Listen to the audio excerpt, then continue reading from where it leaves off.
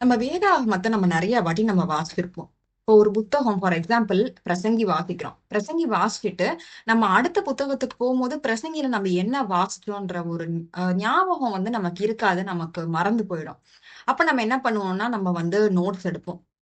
ஆனா, இப்படி ஒரு மெத்தேட வந்து நீங்க ட்ரை பண்ணி பாருங்க. 4 W's. நம்பர் 1 வந்து வாட், வென், வேர், ஹூம்.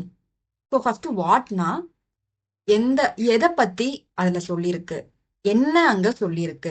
என்னன்ற கேள்விக்கு வந்து நம்ம பதில் சொல்ல தெரியணும். வேர்னா அது எங்க நடந்தது? அந்த சம்பவம் வந்து இப்ப மத்தேயுலயோ, இல்ல மார்க்லயோ நம்ம காஸ்பல்ல வாசிக்கும் பொழுது, இயேசு கிறிஸ்து நெறைய அற்புதங்கள் எல்லாம் செய்வாரு. இப்ப மத்தேயுன்னு எடுத்துக்கிட்டோம்னா, என்னென்ன இடங்கள் வந்து அங்க இடம் பெற்றிருக்கு? அப்படின்ட்டு வேர்ன்ற ஒரு கொஸ்டினுக்கு நம்ம ஆன்சர் பண்ண தெரியணும். அதாவது வென்னா அது எந்த காலகட்டத்துல நடந்தது? ஏன்னா 1500 வருடங்களாக இந்த வேதாகம புத்தகம் நெறைய ஆத்தர்ஸால இது எழுதப்பட்டிருக்கு. அப்படி இருக்கும் பொழுது, அந்த டைம் லைன் வந்து நம்ம கண்டிப்பாக வந்து நமக்கு எந்த காலகட்டத்தில இது எழுதுனது அப்படின்னு நமக்கு வந்து மைண்ட்ல இருந்தா, அது ஆர்டர் வைஸா நம்மளால வந்து அத ஞாபகம் வச்சுக்க முடியும். அடுத்தது ஹூம். ஹூம்னா ஆ யாரெல்லாம் அந்த புத்தகத்துல இருக்காங்க? ஸோ இதுதான் ஒரு 4 பேசிக்கான கொஸ்டின். ஒரு புத்தகத்த படிக்கும் பொழுது வாட், வென், வேர், ஹூம். இந்த 4 கொஸ்டினும் நமக்கு வந்து ஆன்சர் பண்ண தெரியுது அப்படின்னா, நமக்கு வந்து ஒரு ஒரு 100%ல அட்லீஸ்ட் ஒரு 40-50% வந்து நமக்கு ஞாபகத்துல இருக்குன்ற ஒரு கான்ஃபிடன்ஸ் வந்து நமக்கு இருக்கும். அதற்கும் மேலாக நம்ம இன்னும் டீப் டைவா போனோம்னா, அது அதிகாரங்கள் வாயிலாக, வசனங்கள் வாயிலாக இத வந்து நம்ம இன்னும் ஞாபகம் வச்சுக்கலாம். ஸோ இந்த சீரிஸ் வந்து நான் ஸ்டார்ட் பண்ணியிருக்கிறது எதுக்குன்னா, இப்போ மத்தேயுன்ற ஒரு புத்தகத்த நீங்க வாசிக்கும் பொழுது, மத்தேயுல இந்த 4 கொஸ்டினுக்கான ஒரு ஆன்சர் இருந்துச்சுன்னா, ஒரு 40-50% நமக்கு வந்து அந்த புத்தகத்தை பத்தி தெரியுது. அப்புறம் வந்து நம்ம மத்தேயுல 28 அதிகாரங்கள் இருக்கு. அந்த 28 அதிகாரங்களுமே வந்து எப்படி எப்படி என்னென்ன சொல்லியிருக்காங்கன்னு ஒரு ஹை லெவலா ஒரு பிக்சரா நம்ம வந்து இந்த வீடியோல நம்ம பார்க்கலாம். ஸோ ஃபர்ஸ்ட் பாத்துக்கிட்டீங்கன்னா, யார் எழுதினது? அதுதான் நான் இங்க சொல்லியிருக்கேன். ஆத்தர். ஆத்தர் பாத்தீங்கன்னா, இயேசு கிறிஸ்துவினுடைய ஒரு டிசைபிள். மத்தேயுன்றவர் தான் வந்து இந்த புத்தகத்தை வந்து எழுதினார். அவர் வந்து ஒரு டாக்ஸ் கலெக்டரா இருந்து, இயேசு கிறிஸ்துவினுடைய அழைப்பை பெற்று அவரோட ஃபாலோவராக மாறினவர் தான் இந்த மத்தேயு. அவர் கூடவே இருந்து, அவர் ஜீசஸ் செய்த அற்புதங்களை எல்லாமே இந்த புத்தகத்துல அவர் ரெக்கார்ட் பண்ணியிருக்காரு. அதுக்கப்புறமேட்டுக்கு பாத்தீங்கன்னா, என்னென்ன இடங்கள் வந்து இந்த மத்தேயுல இடம் பெற்றிருக்கு? என்னென்ன இடங்கள்? அப்படின்னு நம்ம பார்த்தோம்னா, இந்த வேர் கொஸ்டினுக்கு ஆன்சர் பண்ணும்படியா பெத்லஹேம். பெத்லஹேம்ல தான் இயேசு கிறிஸ்து பிறக்கிறாரு. பிறந்து அப்ப இருந்த ஈரோட் மன்னனால கொலை செய்யப்பட வேண்டும் மக்கள். ஏன்னா ராஜா பிறக்கிறார் என்ற ஒரு பயம் ஏற்பட்டதுனால, அவர்கள் வந்து புறப்பட்டு எகிப்திற்கு போனார்கள். ஜோசப்பும், மேரியும் புறப்பட்டு எகிப்திற்கு போனார்கள். எகிப்திலிருந்து திரும்ப நாசரேத்துக்கு வந்து நாசரேத்துல தான் இயேசு கிறிஸ்து வளர்றாரு. ஸோ ஃபர்ஸ்ட் பாத்தீங்கன்னா பெத்லஹேம் ஜீசஸ் பொறக்கிற இடம். அடுத்தது நாசரேத் ஜீசஸ் கிரைஸ்ட் வந்து வளர்ற இடம். அப்புறம் பாத்தீங்கன்னா, ஒரு 30 இயர்ஸ் ஆன பிறகு ஜீசஸ் வந்து யோவான் ஸ்நானகனிடம் பாப்டிசம் பெறதுக்காக வராங்க. அதுதான் ஜோர்டான் ரிவர். 3 ஒன். ஜோர்டான் ரிவர்ல வந்து அவரு பாப்டிசம் பெறதுக்காக வராரு. அதுக்கப்புறம் கானா. கானான்றது வந்து மத்தேயுல குறிப்பிட்டிருக்க மாட்டாங்க. இத வந்து அடுத்த மார்க் என்ற புத்தகத்துல குறிப்பிட்டிருப்பாங்க. நான் மெயினா இந்த இடங்கள் எல்லாமே குறிப்பிட்டிருக்கிறது பார்த்தீங்கன்னா, இந்த காஸ்பல் ரிலேட்டடாவே எல்லாமே நான் குறிப்பிட்டிருக்கேன். ஆனா இது நம்ம பார்க்கும்போது ஹை லெவலா புக் ஆஃப் ஓவர்வியூ ஃபார் மத்தேயு. அதுக்கப்புறமேட்டுக்கு எருசலேம். எருசலேம்ன்றது தான் வந்து ஜீசஸ் ஃபர்ஸ்ட் தன்னுடைய மினிஸ்ட்ரிய ஸ்டார்ட் பண்றது. எருசலேம்ல இருந்தா வந்து ஆரம்பித்து அவர் வந்து போதனைகள் தேவாலயங்கள்ல வந்து அவர் ஸ்டார்ட் பண்றாரு. சமாரியா. எருசலேமில் மட்டும் இல்லாமல் அவர் எருசலேம்ல வந்து ஏற்றுக்கொள்ளப்படவில்லை. அதனால அவர் நெறைய பிளேஸ்க்கு வந்து அவர் டிராவல் பண்றாரு. கலிலேயாவுல தான் அவர் நெறைய அற்புதங்களையும், அடையாளங்களையும் அவர் செய்கிறார். அப்புறம் சமாரியாவிலயும் அந்த இடத்துலயும் வந்து செய்றார். ஸோ இதெல்லாம் பார்த்தீங்கன்னா, ஒரு மெயின் பிளேஸஸ் வந்து நம்ம ரிப்பீட்டடா நான் நெறைய இடங்கள் இருக்கு. ஆனா நான் மெயினா மேஜரா இந்த இடங்கள் பார்த்தீங்கன்னா, இந்த காஸ்பல் ஃபுல்லாமே வந்து நம்ம அடிக்கடி நம்ம பார்க்க முடியும். அடுத்தது பார்த்தீங்கன்னா, மெகா தீம்ஸ். மெகா தீம்ஸ்னா மத்தேயு என்ற இந்த புத்தகத்துல வந்து ஜீசஸ் வந்து என்ன வந்து மோஸ்ட்டா நான் செஞ்சிருப்பாங்க அப்படின்னா, ஃபர்ஸ்ட் டீச்சிங்ஸ். ஜீசஸ் தான் வந்து மெயின் கேரக்டரே இதுல. ஜீசஸ் தான் மெயின். இவரை சுற்றி தான் இந்த காஸ்பல் 4 புத்தகங்களுமே எழுதப்பட்டது. மத்தேயு தான் முதல் புத்தகம். அதுல பார்த்தீங்கன்னா, ஜீசஸோட டீச்சிங்ஸ். மத்தேயு 5ஆம் அதிகாரத்துல இருந்தே படிச்சோம்னா, மலை பிரசங்கத்துல வந்து நம்ம ஆரம்பிக்கலாம். அப்படி அவரோட டீச்சிங்ஸ வந்து ஃபுல்லா ஃபோக்கஸ் பண்றது மத்தேயுல. நெக்ஸ்ட் பாத்தீங்கன்னா மிராக்கிள்ஸ், அற்புதங்கள் வந்து தேவன் செய்வாரு. குஷ்டரோகிகள், கூனர், சூம்பின உருப்படையோர், திமிர்வாதக்காரன், கண் தெரியாதவர்கள், இந்த மாதிரி நிறைய பேருக்கு வந்து அற்புதங்களையும் அடையாளங்களையும் வந்து இயேசு கிறிஸ்து செய்றாரு. அதை பார்த்த மத்தேயும் இதெல்லாமே ரெக்கார்ட் பண்ணியிருக்காரு. அப்புறமேட்டு பாத்தீங்கன்னா spreading the good news Jesus வந்து கமிஷன் பண்ணுவாரு. கமிஷன் பண்ணி 10ஆம் அதிகாரத்துல வந்து எல்லா டிசைபிள்ஸையுமே வந்து போய் நீங்க வந்து அதாவது ஓநாய்களுக்கு மத்தியில ஆட்டுக்குட்டிகளை அனுப்புகிறேன், நீங்க போயிட்டு குட் நியூஸ் சொல்லணும் அப்படின்னு சொல்லிட்டு கமிஷன் பண்ணுவாரு.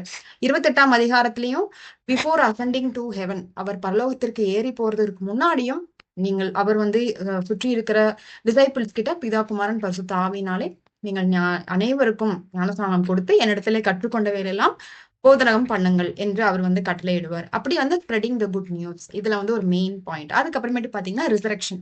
ஜீசஸோட அந்த லாஸ்ட் சப்பர்ல இருந்து ஸ்டார்ட் பண்ணி, அதாவது பாம் சண்டே இருந்து ஸ்டார்ட் பண்ணி, அப்புறம் தேர்ஸ்டே வந்து லாஸ்ட் சப்பர், அப்புறம் ஃப்ரைடே வந்து அவர் கொலை செய்ய, அதாவது கிராஸ்ல வந்து அவர் வந்து குரூசிபிகேஷன், நெக்ஸ்ட் வந்து பாத்தீங்கன்னா அவர் அடக்கம் பண்றது, அப்புறமேட்டுக்கு ரிசரக்ஷன் வந்து தேர்ட் டே நம்ம ஈஸ்டர்னு நம்ம செலிப்ரேட் பண்றோம்ல. ஸோ இது எல்லாமே ரிசரக்ஷன் பத்தினா எல்லாமே உயிர் தெழுதல், இது எல்லாமே வந்து இந்த புத்தகத்துல சொல்லப்படுற அந்த மேஜர் தீம்ஸ். இதுதான் வந்து மெயின் தீம் என்று நம்ம இந்த மத்தேயு புத்தகத்துல நம்ம பார்க்கலாம்.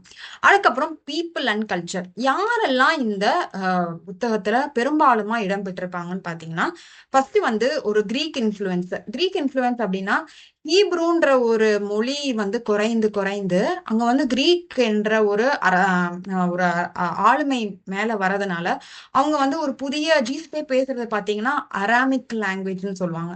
ஸோ அந்த அராமிக் லாங்குவேஜ்ல தான் ஜீசஸே பேசுவாரு. ஸோ அவங்களோட இந்த கிரீக் இன்ஃப்ளூயன்ஸ், அவங்களுடைய முறைப்பாடு, வழிபடுதல், இது எல்லாமே பாத்தீங்கன்னா அந்த ஜீசஸ் டைம் பீரியட்ல வந்து இது வந்து இருக்கு. அதுக்கப்புறம் ரோமன் ரூல், அந்த ஜீசஸ் பிறந்த டைம் பாத்தீங்கன்னா யாரு வந்து அந்த இடத்துல ஆளுமை பண்ணிட்டு இருக்காங்கன்னா ரோமர்கள். அப்ப வந்து நிறைய வேர்ல்டு பவர்னு சொல்லப்படுற பாபிலோன், பர்ஷியா, அப்புறமேட்டுக்கு அசீரியா, இந்த மாதிரியான நிறைய ஆர்மிஸ் வந்து ஜீசஸ் பிறக்கிற காலகட்டத்துல யாரு மேலோங்கி நிக்கிறாங்கன்னா ரோமன் எம்பையர் தான் மேலோங்கி நிப்பாங்க. அதுக்கப்புறம் பாத்தீங்கன்னா ஜூவிஷ் குரூப்ஸ். இந்த ஜூவிஷ் குரூப்ஸ் யாருன்னா தேவாலயத்துல அவர்கள் வந்து அவர்களுக்கு ஒரு பெரிய பவர் கொடுக்கப்பட்டிருக்கு. என்ன பவர்னா மக்களுக்கு வந்து வழிபாடை பத்தியும் சொல்லணும், பொலிட்டிக்கல் இன்ஃப்ளூயன்ஸும் அவங்களுக்கு இருக்கு. ஸோ ரெண்டு பக்கமுமே வந்து பொலிட்டிக்கல் இன்ஃப்ளூயன்ஸும் இருக்கு, அவங்களுக்கு வந்து ஸ்பிரிச்சுவலா வந்து மக்கள் கிட்ட சொல்றதுக்கும் அவங்களுக்கு அதிகாரம் இருக்கு. இதுல வந்து 3 குரூப்ஸ் வந்து இருப்பாங்க. ஒண்ணு வந்து பரிசேயர்கள், பாரசீஸ் என்று சொல்லப்பட்ட பரிசேயர்கள். செகண்ட் வந்து சதுசேயர், சத்யூசிஸ். அப்புறம் வந்துட்டு வேத பாரகர்கள்னா teachers of the law. So இந்த 3 பேருமே பாத்தீங்கன்னா ஜூவிஷ் குரூப்ஸ்ன்னு சொல்லுவோம். அதுக்கப்புறமேட்டுக்கு ஜான் த பேப்டிஸ்ட். அப்கோர்ஸ் இந்த நம்ம மத்தேயுல மேரி, ஜோசப், சென்சூரியன், நூற்றுக்கு அதிபதி, அப்புறம் பேதுரு, இந்த பேதுரோட மாமியார், நிறைய பேர் இருப்பாங்க. ஆனா இதுல வந்து நான் முக்கியமாக சொல்லப்படுவது வந்து ஒரு டேர்னிங் பாயிண்டாக இருக்கப்படுற மேஜர் கேரக்டர்ஸை மட்டும்தான் நான் இதுல மென்ஷன் பண்ணியிருக்கேன். Next disciples of Jesus, 12 disciples வந்து ஜீசஸ் சூஸ் பண்ணுவாங்க. அவங்களை பற்றியும் அவங்க எல்லாமே மேஜர் ரோல் பிளே பண்ணுவாங்க இந்த மத்தேயு புத்தகத்துல. ஸோ இப்ப நம்ம வந்து மெயின் கொஸ்டின்ஸ் ஆகிய வாட்னா மெகா தீம்ஸ் என்ன சொல்லப்பட்டிருக்கு அதை பார்த்தோம். வென் அப்படின்னா எப்போ நடந்தது அப்படின்ட்டு நான் இதுல உங்களுக்கு சொல்லியிருக்கேன். அதாவது ஏடி ஆஃப்டர் டெத், அதாவது 60 to 65 அந்த டைம்ல எழுதப்பட்டதுதான் இந்த புத்தகம், மத்தேயு என்ற புத்தகம் இயேசு கிறிஸ்துவை பற்றி எழுதினது. வாட், வென், வேர், எந்தெந்த இடத்துல நடக்கிறது, அப்புறம் ஹூம், யாரெல்லாம் இருப்பாங்க. ஸோ இந்த ஃபர்ஸ்ட் 4 பாக்ஸ் வந்து உங்களுக்கு அந்த கொஸ்டினை ஆன்சர் பண்ணிருக்கு. ஸோ நெக்ஸ்ட் வந்து இப்ப நீங்க வந்து புத்தகத்துல 28 அதிகாரம் இருக்கு. எனக்கு வந்து கஷ்டமா இருக்கு. 28 அதிகாரமுமே நீங்க ஒரு நாள் ஒரு அதிகாரம் வாசிக்கலாம். ஆனா இப்ப நான் அடுத்த அதிகாரம் போகும்பொழுது முன்ன அதிகாரத்துல வந்து என்ன சொல்லியிருக்குன்னு எனக்கு தெரியல, அது எனக்கு வந்து கோரிலேட் பண்றது எனக்கு கஷ்டமா இருக்கு. அப்படின்னா இந்த ஒரு நான் வந்து ஸ்பிளிட் பண்ணி உங்களுக்கு நான் அதை போட்டிருக்கேன். இதை வந்து நீங்க பார்த்துட்டு இது வந்து நீங்க ரிலேட் பண்ணி நீங்க படிச்சுட்டீங்கன்னா நீங்க சைட் பை சைட் நீங்க நோட்ஸும் ஒண்ணு வச்சுக்கோங்க, டெடிகேட்டடா ஒரு நோட்டும் வச்சுட்டு மத்தேயுனா மெயினா இந்த அம்சங்கள் தான் இருக்கும் என்று இந்த அந்த செகண்ட் அடுத்து வர பாக்ஸ் எல்லாமே அம்சங்கள். ஒவ்வொரு அதிகாரத்திலையும் என்ன வந்து மெயினா ஃபோக்கஸ் பண்ணியிருப்பாங்கன்ற ஒரு கருத்தை வந்து நான் உங்களுக்கு இதுல ஷேர் பண்றேன். ஸோ ஃபர்ஸ்ட் ஒரு 4 அதிகாரம் பார்த்துக்கிட்டிங்கன்னா, பர்த் அண்ட் ப்ரிப்பரேஷன். இயேசு கிறிஸ்துவினுடைய பிறப்பு, பிறந்து அவரை கொலை செய்ய வந்து துடிக்கிறாங்க. அதனால வந்து அவங்க எகிப்திற்கு போய், அப்புறம் வந்து நிறைய கிங்ஸ் வந்து போய் பார்த்து ஜீசஸ் பிறந்ததை பார்த்து, அப்புறம் அவங்க வந்து அங்கிருந்து நாசரேத்துக்கு போற பயணம். இது எல்லாமே வந்து அவங்க ஃபர்ஸ்ட் அதிகாரத்துல நீங்க வாசிக்கலாம். ஸோ பர்த் அண்ட் ப்ரிப்பரேஷன்னா 1 to 4 ஃபர்ஸ்ட் 4 அதிகாரம் தான் இந்த ஃபர்ஸ்ட் பாக்ஸ்ல சொல்றேன். பிறந்ததுல இருந்து ஏசு கிறிஸ்து எப்படி மினிஸ்ட்ரிக்கு ப்ரிப்பேர் ஆகுறாரு அப்படின்றதுதான் 4 அதிகாரத்துல சொல்லப்படும். நீங்க தமிழ் பைபிள்ல வாசிக்கும் பொழுது நமக்கு சப் ஹெட்டிங்ஸ் எதுவும் இருக்காது. ஆனா இங்கிலீஷ்ல நம்ம NLT மாதிரி வெர்ஷன்ல நம்ம வாசிக்கும் பொழுது நமக்கு சப் ஹெட்டிங்ஸ் இருக்கும். ஸோ நான் வந்து அதை கம்பைன் பண்ணி நம்ம தமிழ்ல வந்து நம்ம எப்படி அதை சப்போர்ட் பண்ணலான்றதுதான் வந்து நம்ம தமிழ் ரீடர்ஸ்க்கு வந்து அது எப்படி ஹெல்ப்ஃபுல்லா இருக்கும்ன்றதுதான் நான் இதோட மெயின் கான்செப்டே.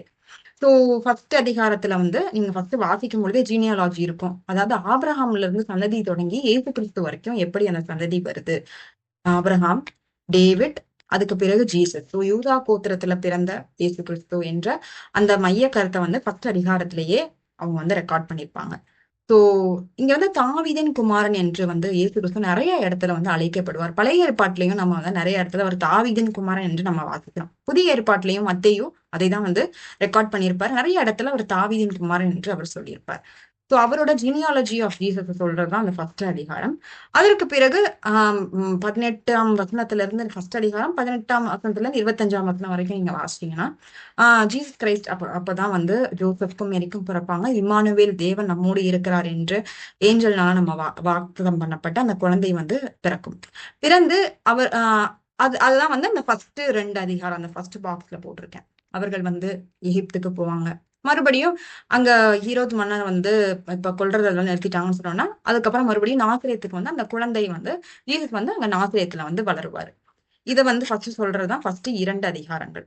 அதுக்கப்புறம் 3ஆம் அதிகாரத்துல வந்து ஜான் த பேப்டிஸ்ட், அதாவது தேவனுக்காக வழியை ஆயத்தம் பண்ணினவர். இயேசு கிறிஸ்து ஊழியம் வர்றதற்கு முன்னாடி கரடு முரடான பாதையை செம்மையாக்கினவர் இந்த யோவான் ஸ்நானகன். யோவான் ஸ்நானகன் வரைக்கும் பழைய ஏற்பாட்டுல மோசே சொன்ன நியாயப்பிரமாணங்கள், கட்டளைகள் எல்லாமே லைவ்ல இருந்திருக்கு. யோவான் ஸ்நானன் காலத்திற்கு பிறகுதான் இயேசு கிறிஸ்து வராரு, வந்து அவருடைய சுவிசேஷத்தை ஆரம்பிக்கிறார். லவ், கிரேஸ், இது எல்லாமே வந்து ஜீசஸ் கிரைஸ்ட் மினிஸ்ட்ரியை ஸ்டார்ட் பண்ணதுக்கு அப்புறம் தான். ஸோ இது வந்து ஜோன் த பேப்டிஸ்ட்ன்றவர் யோவான் ஸ்நானகன்ற ஒரு முக்கிய ஒரு பங்கு. அந்த அது வந்து அவர் வந்து ஒரு பிரிட்ஜ்னே சொல்லலாம். Bridging the gap between the old testament and the new testament. Jesus வந்ததுக்கு அப்புறம் அப்படியே எல்லாமே மாறுது. அவர் ஜீசஸ் வந்து எல்லாமே நமக்கு எளிதாக்கல. அவர் வந்து ஸ்டாண்டை வந்து ஹையா செட் பண்றாரு. அதற்கு வந்து வழிவகுத்தவர் யாருன்னு பாத்தீங்கன்னா யோவான் ஸ்நானகன். யோவான் ஸ்நானகன்ட்டே போய் அவர் ஞானஸ்நானம் பெறாரு. ஞானஸ்நானம் பெற்று அவர் வந்து மினிஸ்ட்ரிக்கு வந்து ஜீசஸ் வந்து தயாராகுறாங்க. எப்படி தயாராகுறாங்க? 4ஆம் அதிகாரத்துல அதை நம்ம வாசிக்கலாம். தயாராகும் பொழுது அவர் 40 நாட்கள் வந்து தண்ணீர் உணவு புசியாமல் அவர் மலைக்கு போய் 40 நாட்கள் வந்து ஜீசஸ் வந்து ஃபாஸ்டிங் இருக்கிறாங்க. இருக்கும்பொழுது பிசாசுனாலே சோதிக்கப்பட்டு அதுல இருந்து மீண்டு வராங்க. வந்து ஜீசஸ் வந்து மினிஸ்ட்ரியை ஸ்டார்ட் பண்றாங்க. ஸோ கலிலேயா, நம்ம பார்த்த அந்த இடங்கள், எருசலேம் நகரத்துல மினிஸ்ட்ரி பண்றாரு. கலிலேயா, சமாரியா, இந்த மாதிரி நிறைய இடத்துல ஜீசஸ் வந்து அதோட டீச்சிங்ஸ், மினிஸ்ட்ரி, ஹீலிங்கை வந்து ஜீசஸ் வந்து காமிக்கிறாங்க. ஸோ 4th அதிகாரம் வரைக்கும் ப்ரிப்பரேஷன் இதுதான் போயிட்டு இருக்கு. செகண்ட்